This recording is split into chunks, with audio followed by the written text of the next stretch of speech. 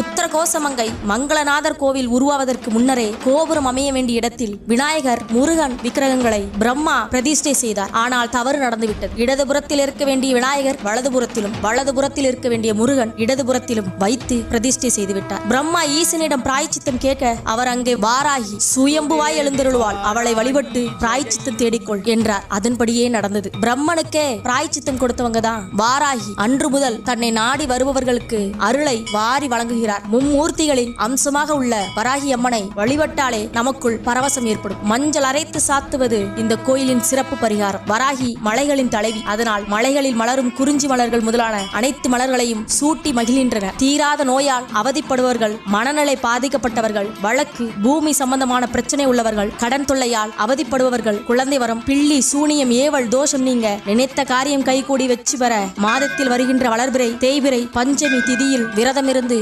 வாராகி அம்மனை வழிபட்டால் நல்ல பலன் கிடைக்கும்.